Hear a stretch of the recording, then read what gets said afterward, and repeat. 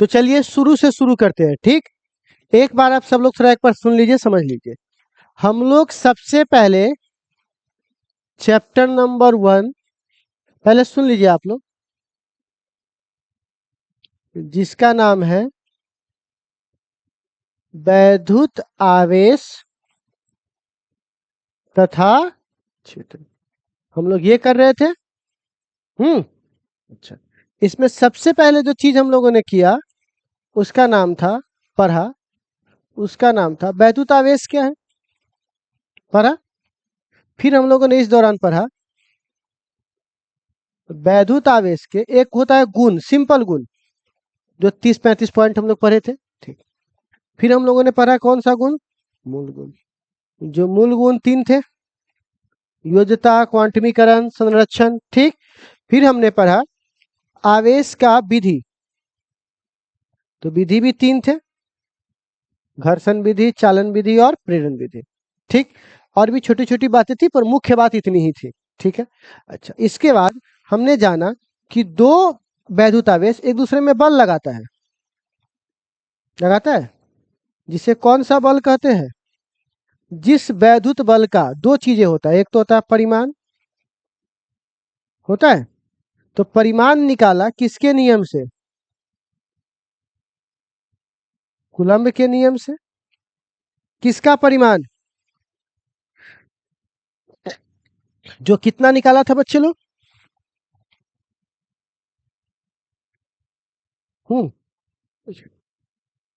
उसके बाद अब क्या निकालना है बुआ, जिसकी अभी कोई जानकारी नहीं। अब आपको शुरू से बात पकड़ा कि हम क्या करना चाह रहे हैं। वैद्युत आवेश के बारे में पढ़े, उसका क्या पढ़े, गुण, गुण के बाद मूल, के बाद आप दो चार्जों के बीच में जो बल लग रहा है वैद्युत बल का क्या निकाले, अब परिमाण के बाद। समझ में आया क्रैश कोर्स। बाहर से देखने पर क्या लग रहा है ना यार, ये तो यही है, लेकिन जब अंदर घुस के देखो तो समझ में आया कितना कुछ में छिटका हुआ है, ठीक है ना।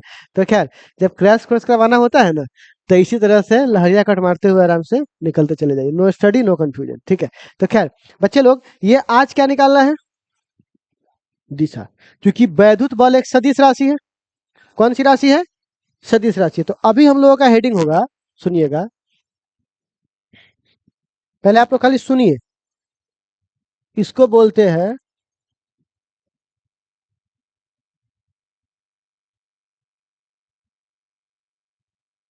वैद्युत बल का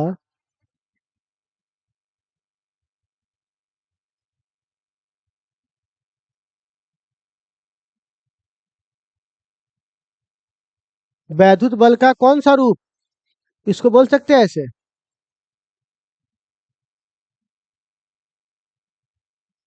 vector form of electric force. कहानी समझ में है, मेरा अगला टॉपिक कैसे बना है। हमने परिमाण निकाल लिया है, हमको परिमाण में कोई छेड़छाड़, K into Q one Q two बट्टे आर स्क्वायर। अब हमको सिर्फ और सिर्फ क्या लेकर आना है प्यारे बच्चों, इसमें क्या लेकर आना है, दिशा। तो हमारी पूरी फोकस कहां होनी चाहिए, दिशा पर।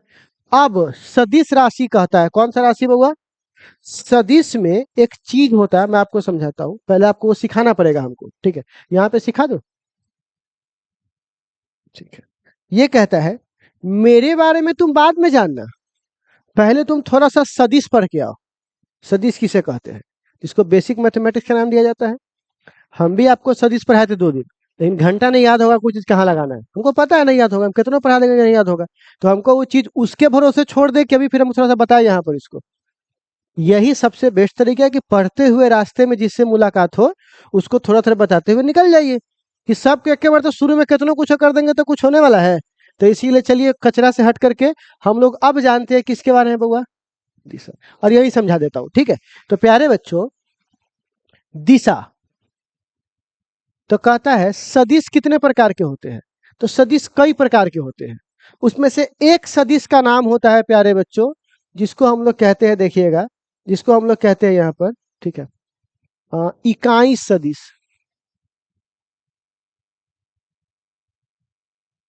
कौन सा सदिश, हम लोग सुनते होंगे, जिसको हम लोग कहते हैं, कई को बोलते हैं समानांतर सदिश, है ना। और उसके बाद बोलते हैं निगेटिव वेक्टर, जीरो वेक्टर, बहुत प्रकार होता है वेक्टर का, जिसको एक्सियल वेक्टर, पोलर वेक्टर, बहुत सारे वेक्टर। उसमें से एक वेक्टर कौन होता है बुआ? क्योंकि बाकी से हमको मतलब नहीं है, जिससे मतलब को वही ना ट्रेड करना पड़ेगा। तो कौन सा सदिश की बात कर रहा है बुआ? इकाई। इसके नाम से ही आपको पता होगा कि सदिश दो चीजों से मिलकर बनता है, एक परिमाण और एक दिशा। फिर से बोलिए, सदिश किससे मिलकर बना है? कौन कौन बाबू? एक परिमाण, एक दिशा। तो यहां पे बताइए, इसमें भी कितनी चीजें होगी? एक परिमाण और एक दिशा। अच्छा, इसका नाम क्या है? तो इससे साफ जाहिर होता है, जैसा नाम वैसा काम। ठीक। तो इकाई है तो इसका परिमाण कितना होगा? एक। कुछ समझ में आ रहा है मैं क्या समझाना चाह रहा हूं? इकाई है तो क्या होगा बउआ? इसका परिमाण 1। लेकिन यह किसके बारे में ज्ञान देगा आपको? किसके बारे में? तो आप बताइए इसकी परिभाषा क्या होगी? वैसा सदिश जिसका परिमाण कितना हो, लेकिन वह आपको आइडिया देता हो, कॉन्सेप्ट देता हो, ज्ञान देता हो, किसके बारे में? उसे क्या बोलेंगे? और हम लोग कह रहे गया भैया तू कहाँ रहा है, हमरा तूहे तो चाहिए, तुम्हें को तो हम ढूंढ रहे थे कहाँ? कहते यही तो थे भाई। ठीक है, तो कह रहे थे, तो आप बोलिएगा मेरे बारे में थोड़ा और जान लीजिए, तो बोलेंगे ठीक है जना दीजिए। तो बोलते देखिए भैया, हम थोड़ा स्पेशल टाइप के हैं, तो हमको थोड़ा स्पेशल रखिए। है आदमी है, ऐसा नहीं कि आदि परमाणु बन जाएगा, लेकिन उसका अगर उपाधि मिल जाता है ना, सर, क्या वो बदल गया क्या? उसका जेंडर चेंज हो गया? नहीं, कुछ नहीं हुआ, बच्चे को खाली उपाधि मिली, तो औरों से थोड़ा उसको अलग कर देता है। तो ये बोला कि हम और सदिश की तरह ऐसे नहीं रहेंगे ना, हमको ऐसे कैप पहनाइए, कैप।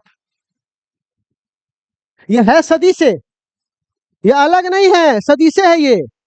लेकिन ये थोड़ा स्पेशल टाइप का दिख गया कि ये लगा, देखो ये लगा हुआ तो तुम ये नहीं बता सकते कौन सा सदिश है, कोई भी हो सकता है, लेकिन ये लगा है तो इकाई सदिश है। आ रहा है बात समझ में? तो कैप लगा हुआ है, तो ये बिल्कुल इसी की तरह, इसके बराबर ही है, लेकिन ये थोड़ा स्पेशल टाइप का हो गया। तो ये कहता है कि हम यहाँ पर ए है, तो कहता है आपका फॉर्मूला क्या होगा? तो बोले देख भाई, किसी भी सदिश को उसी संख्या से भाग देने पर 1 आता है। 1 कैसे आता है? किसी भी संख्या को उसी संख्या से भाग देने पर कितना आता है? और हमको क्या लाना है यहाँ पे? तो हमको यहाँ पर क्या लिखना चाहिए? ए वेक्टर बट्टा ए। बोल भाई, ए वेक्टर बट्टा, आप बताइए वो यहाँ वेक्टर लिखे हैं, यहाँ नहीं लिखे, क्यों? देखो, अगर यहाँ वेक्टर लिख दोगे ना, तो दिशा विशा सब उड़ जाएगा, और यहाँ तुमने वेक्टर नहीं लिखा है तो परिमाण से परिमाण उड़ के 1 हो जाएगा। लेकिन ऊपर दिशा है नीचे दिशा, तो ये दिशा बच जाएगा। बोल, इसका मतलब अपने साथ दो चीज रखा है, परिमाण और इसका मतलब अपने साथ फिर क्या रखा है? परिमाण। तो परिमाण से परिमाण कट जाएगा, दिशा बच जाएगा। तो आप बताइए इकाई सदिश का फॉर्मूला क्या होगा? और अगर इसको आर के रूप में लिखना हो तो हो गया। समझे? अब आपको बेसिक समझ में आ गया। यही बात साला कितनों ने कहीं समझाएंगे, कुछ पल्ले पढ़ना समझाए तो थे वहां पर 2 महीने पहले, सॉरी 15-20 दिन पहले, कोई मतलब निकला? तो बेसिक मैथ के नाम पे खाली ठगी चलता है और कुछ नहीं, ठीक है ना। पढ़ाना है तो यहाँ चालू कीजिए, यहाँ पढ़ाइए, है ना। तो खैर, आप प्यारे बच्चों देखिए, हाँ, अब सवाल है, ये हो गया। अब आपसे कोई पूछेगा वैद्युत बल का सदिश रूप क्या है, तो कुछ मत कीजिए, एक यहाँ पर है Q1 आवेश, और एक यहाँ पर क्या है Q2। पहली बात तो ये बताइए, आवेश जब भी लगता है, बल जब भी लगेगा इस पर,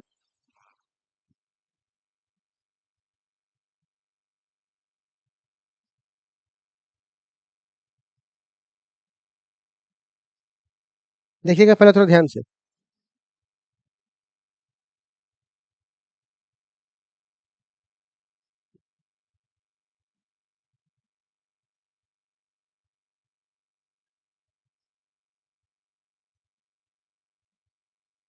मैंने 3 तरीका बताया कि Q1 Q2 पे बल लगा सकता है। अब बताइए कौन सा तरीका सही है? पहला, पहला क्या, या पहला दूसरा लिखा गया? पहला, पहला पहला पहला। अब आप बताइए, क्या दो चार्ज ऐसे बल लगाते हैं? क्या दो चार्ज ऐसे बल लगाते हैं? क्या दो चार्ज ऐसे बल लगाते हैं? जब भी लगाएगा सामने सामने, खींचना भी होगा तो सामने सामने। अच्छा, सामने सामने ना बोलकर बोल सकते हैं एक ही लाइन पर। थोड़ा ये ऊपर चला गया। हाँ भाई, नीचे है, नीचे है, नीचे है।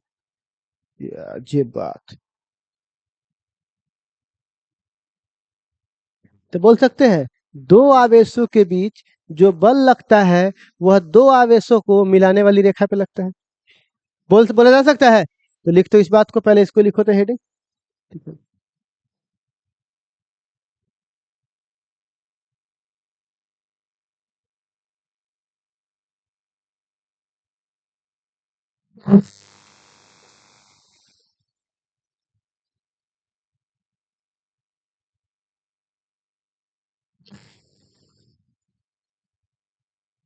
ठीक है, लिखिएगा। पहले क्या लिखे बुआ? वैद्युत बल का सदिश रूप, इंग्लिश भी लिख लीजिए, vector form of electric force. और इस सब में हम किसकी बात कर रहे हैं बुआ? दिशा की।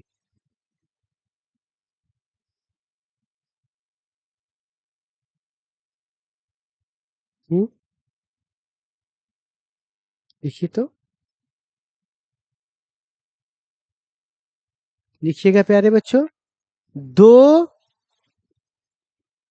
आवेशों के मिलाने वाली रेखा पर, मिलाने वाली रेखा पर, दो आवेशों को मिलाने वाली रेखा पर, दो आवेशों को मिलाने वाली रेखा पर वैद्युत बल का परिमाण हाथ, वैद्युत बल की दिशा होती है। वैद्युत बल की दिशा होती है। दो आवेशों को मिलाने वाली रेखा पर वैद्युत बल की क्या होती है बुआ? दिशा होती है। ठीक है, ठीक है प्यारे बच्चों। तो यहाँ पे 1 1 पे कट लगा दे। अच्छा, 3 3 2 2 पर, और ये पर ऐसे सही लगा दे। आप इसको उतार लीजिए तो।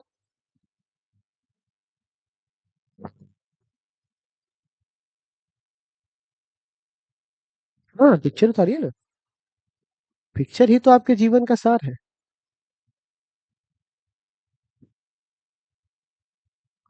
पढ़ाई एकदम मक्खन की तरह पढ़िए, आराम आराम से एकदम। परत को, छिलका नहीं होता हाथी का, प्याज का एक एक परत उभारते हुए, उस तरह से। न कि बंदा वही बना लीजिए।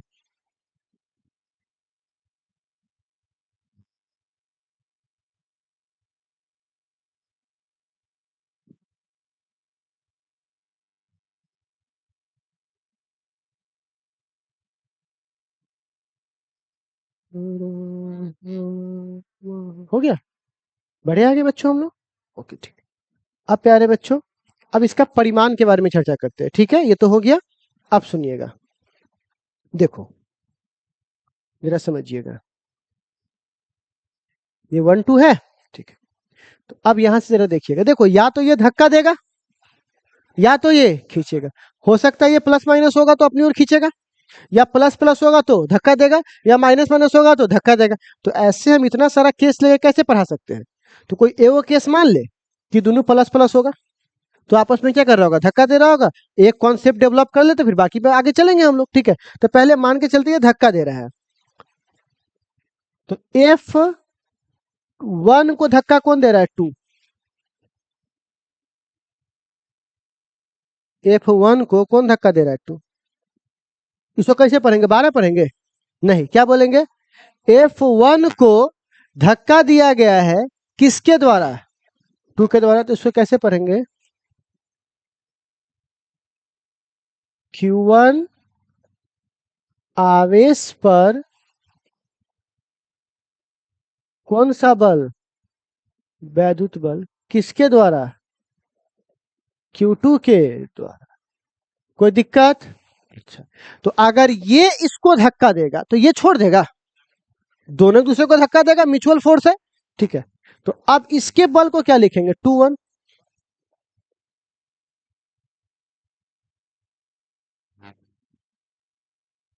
जो आदमी तो उसको ऐसे धक्का दो, तुम्हें तो थोड़ा पीछे ढकलाओगे, ठीक है। तो आप कहने का मतलब इस पर कितना लगा 2 1, तो इसको क्या बोलेंगे, Q2 आवेश पर वैद्युत बल किसके द्वारा, Q। बताइए इसमें कोई डाउट है आप लोगों को, आराम से देख के बताइए, कोई समस्या है किसी को नहीं। अब आगे आप बताइए।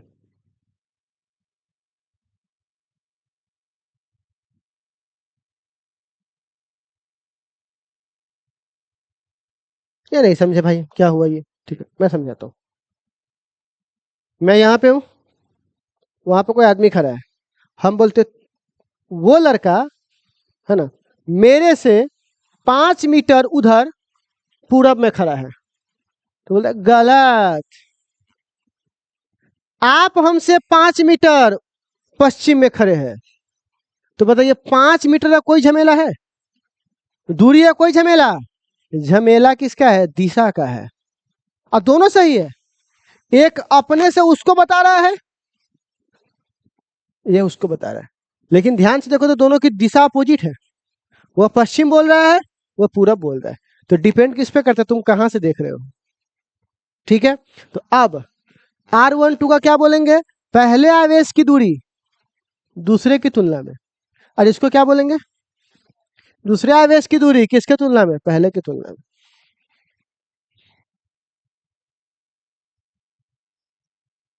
Q1 की दूरी Q2 के, और बताओ तो R21 को क्या पढ़ेंगे, 21 पढ़ेंगे क्या, क्या पढ़ेंगे, Q2 की दूरी। कोई दिक्कत बोलिए, नहीं। अब बताइए प्यारे बच्चों, अब बताइए अगर हम F12 का मान लिखना चाहें, ठीक, बाहर में गया 12, 12 फन 2 बाहर में गया, ठीक है ना, हमको दो चार्ज है, दोनों के बीच की दूरी कितनी है, आर, 12 हटाओ इसको, वो आर है, परिमाण बताओ तो कितना होगा इसका, के Q1 Q2 बट्टा, परिमाण आ गया।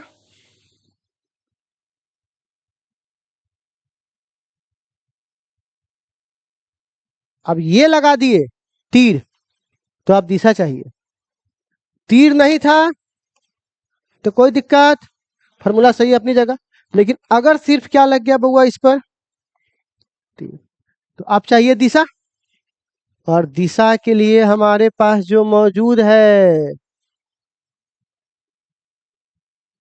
तो ये कैप लगा दे, बोलिए तो, बाप रे बाप, अरे काट तो ना 3 दिन तक बेहोश रह सकता, हड्डा बैठनी हूँ।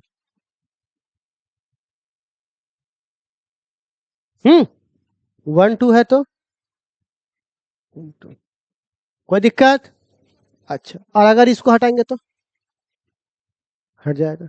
ये कुछ किया है आपके परिमाण में, कोई परिवर्तन किया है बताइए तो, आपके परिमाण में कोई बदलाव किया है, क्योंकि 1 है ना, इसने सिर्फ क्या ऐड कर दिया, दिशा ऐड कर दिया, क्या ऐड कर दिया, दिशा।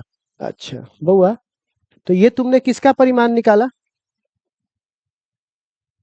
F12 का, किसका निकाला, अच्छा प्यारे बच्चों, इसी तरह आप जरा सा हमको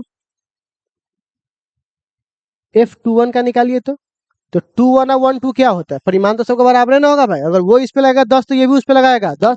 आप बताइए फॉर्मूला बोलिए तो क्या होगा, के Q1 इंटू Q2 अपॉन क्या है R स्क्वायर, और तुमने इस पर क्या लगा दिया ऐसे, तो बगल में भी क्या चाहिए, क्योंकि इसका नाम 2 1 है,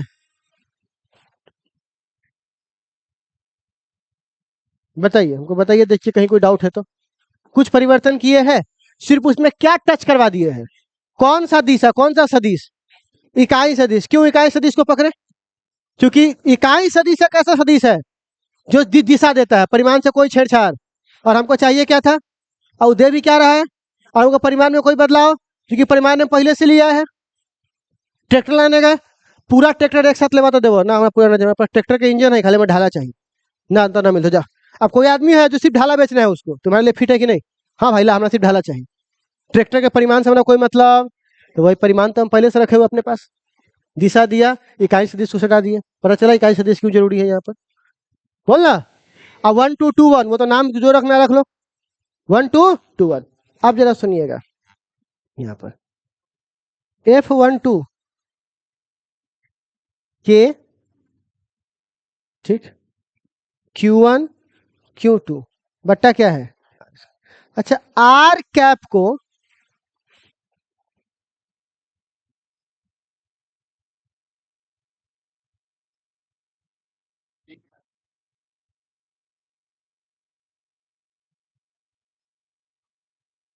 कैप बराबर वेक्टर बट्टा आर, बोल ना। अच्छा, 5 मीटर, 5 मीटर। अगर हम दिशा ना बताए और सिर्फ दूरी बताए तो दूरी तो सबके लिए बराबर है दोनों का। तो आप बताइए, दिशा था तो 1 2 लगा दिए, इसमें दिशा की कोई जरूरत, तो क्या 1 2 लिखना जरूरी है क्या। दोनों का तो दूरी बराबर है ना, होगा 5 5 मीटर का है। तो आप बताइए F12 का मान कितना हो जाएगा। के बट्टे आर स्क्वायर नहीं आर क्यूब।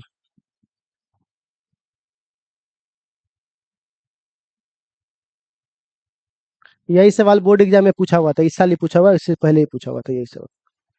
अब लड़का कह रहा है कूलम के नियम में तो सर जी आर स्क्वायर पढ़ाए थे, तो आर क्यूब वाला कहाँ से आ गया। तो भैया ये भी तो देखो ना कि बगल में वेक्टर है, कैप रहता है तो स्क्वायर, वेक्टर रहेगा तो क्यूब। अब समझ में आया। ठीक है, और इसको थोड़ा सा इसमें भी चेक करेंगे तो यहाँ पर भी सेम हो जाएगा। तो इसका भी डायरेक्ट लिख दे क्या, के Q1 Q2 बट्टा R2 R21। बोल ना, डायरेक्ट लिख दो क्या इसका, बोल। अच्छा, अब एक बात बताओ, अगर मैं इसका जनरल रूप लिखूं, कौन सा रूप होगा, जनरल सिंपल, कोई 1 2 3 1 ना लिखो, सिर्फ जनरल रूप लिखो, तो इसको बोल सकते हैं सामान्य रूप।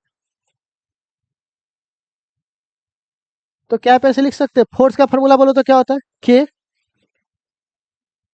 Q1 Q2 upon are. इसके ऊपर वेक्टर लगा दिए तो यहाँ कैप लगा दो सीधे बिना 1 2 के,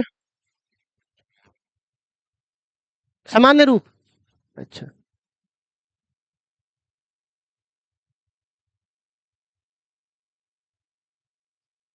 हम्म,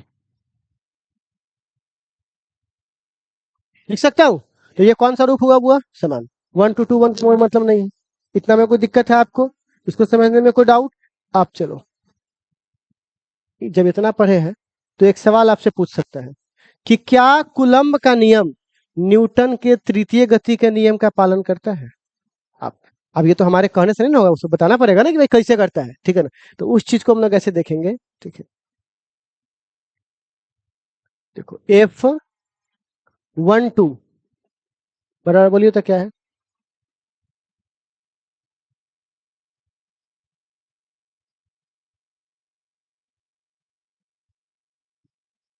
बोल। आप मेरी बात सुनना, क्या हुआ, क्यूब कहाँ से हुआ, कैप नहीं दिखाई दे रहा है। अब बताओ, मैं उससे 5 मीटर की दूरी में पूरब में हूं, तो वो मेरे में किधर है, पश्चिम में, ठीक।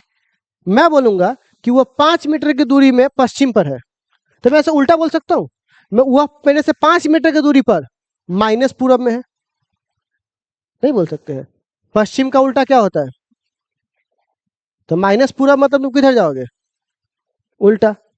यही ना मतलब हुआ, आप सोच के देखो ना, वो पूरब है, ठीक, और इधर क्या है, पश्चिम, ठीक। और हमको किसी को कहाँ भेजना है, पश्चिम में, तो क्या बोलेंगे, तो पूरब को उल्टा जा, किसके उल्टा जाओ। तो क्या मैं बोल सकता हूँ किसी को कि वो आदमी 5 मीटर पूरब की ओर गया, तो ऐसा बोल सकता हूँ वो आदमी 5 मीटर माइनस पश्चिम में गया। सेम में बात ना हुआ रे, पूरब और उसके उल्टा पश्चिम। तो आप बताइए, क्या मैं इसको लिख सकता हूँ R21 को सॉरी 1 2 को लिख सकता हूँ -2 1। 1 से 2 की ओर गया है, जैसे कोई आदमी बाजार की ओर गया है घर से, तो ऐसे बोल सकते हैं ना, घर को उल्टा गेलो, तो घर को उल्टा बाजार है ना हुआ, बोलिए। तो आप बताइए 1 2 का उल्टा क्या होगा, 2 1। 1 से 2 जा रहा है, मतलब 2 1 का उल्टा जा रहा है, बोल। तो आप बताइए, इसको यहां रखिए तो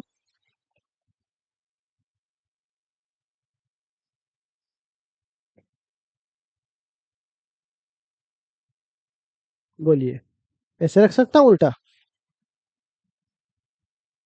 1 2 का उल्टा 2 1। अच्छा, अब देखिए तो, माइनस बाहर, के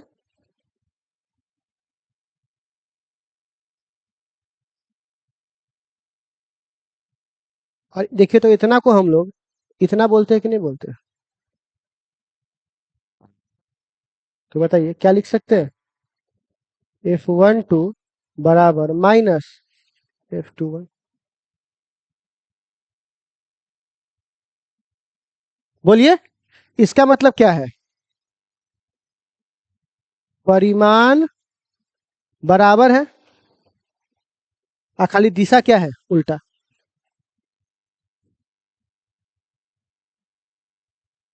दूसरा विपरीत, है ना? न्यूटन के तृतीय गति का नियम यह तो कहता है कि हर क्रिया के विपरीत किंतु समान प्रतिक्रिया होती है। तो विपरीत माइनस और समान परिमाण, तो ये न्यूटन के तृतीय गति का नियम पालन कर रहा है कि नहीं कर रहा है? तो बोल सकते हैं यह न्यूटन के तृतीय गति के नियम का पालन करता।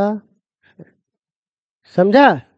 इसीलिए आपसे एनसीईआरटी का सवाल था जिसमें कह रहा था ए बी को 0.2 से धक्का देगा, तो बी ए को कितना से धक्का देगा? 0.2 से ही देगा। वही उसका आंसर था। ठीक, फिर एक सवाल आता है, ए बी को धक्का दे रहा है, 1 कूलम 5 कूलम को धक्का दे रहा है और 5 कूलम 1 कूलम को धक्का दे रहा है, दोनों के बल का अनुपात क्या होगा? तो सेम होगा। इक्वल को इक्वल से काटेंगे तो 1:1, यही ऑब्जेक्टिव है। ठीक है, तो इतना कहानी आप लोगों को समझ में आया प्यारे बच्चों? कोई दिक्कत? कोई दिक्कत? अगर एक बात बताओ, यहाँ पे देखिएगा, अगर इसी को अगर हमको मारना होता, सिंपल आपको सदिश समझाते, सिंपल सदिश, और सीधे क्या लिखते? जनरल रूप, सीधे जनरल रूप, r² r कैप हो गया। 2 स्टेप में कहानी खत्म जाता। लेकिन इसको पढ़ने में ये सब कब होता है? जब आखिरी चैप्टर हो जाता है तब। अभी आपको क्या करना है प्यारे बच्चों? अभी आपको कंप्लीट पढ़ना है। इसीलिए देखिएगा, आप चार्ज पढ़ने तक स्पीड एकदम स्लो, आज जैसे ही ये चार्ज खत्म होगा ना ट्यूशन में, स्पीड सीधे 10 गुना हो जाता है कूलम के नियम में। साए से आगे भागाएगा है, कूलम का नियम खत्म, है ना? कहानी खत्म, बाबा टाटा। अब देखोगे जहां भी फिजिक्स चालू हुआ होगा, कूलम का नियम आर पार है, छड़ा पड़ा भाग गया होगा आगे। ठीक है, तो आप इस चीज को ऐसे समझो, ये चीज बहुत मुश्किल नहीं है, थोड़ा आपके कंसंट्रेशन की आवश्यकता है। फिजिक्स में अगर तुम खाली कूलम का नियम पार कर गए तो 90% फिजिक्स का हार्डनेस खत्म हो गया उसी दिन। 90% सीधे 10% पे आ जाएगा फिजिक्स, ये तुम देख लेना। बस खाली किसको पार करना है बुआ? कूलम के नियम को। और इसके लिए सबसे बेस्ट तरीका है, एक बार नहीं 2 बार वीडियोज को देखिए, ताकि आपको पूरा से एक बार रिकैप होते चले जाए। ठीक है बच्चे लोग? तो इतना कहानी समझने में आपको कोई दिक्कत? तो अभी हम लोगों ने क्या सीखा है बच्चे लोग? 2 चार्ज पे लगने वाला बल, कितना चार्ज पर? और इसके बाद क्या पढ़ेंगे? 2 से अधिक चार्ज, क्या पढ़ेंगे बुआ? तो चलिए, इतना समझने में कोई डाउट नहीं होना चाहिए आपको। तो आप लोग अब इसको क्या कीजिए, नोट कर लीजिए, थोड़ा सा इसको भी नोट कर लीजिएगा भाई, इकाई सदिश को कहीं खोपचे में। ठीक है ना? चलिए।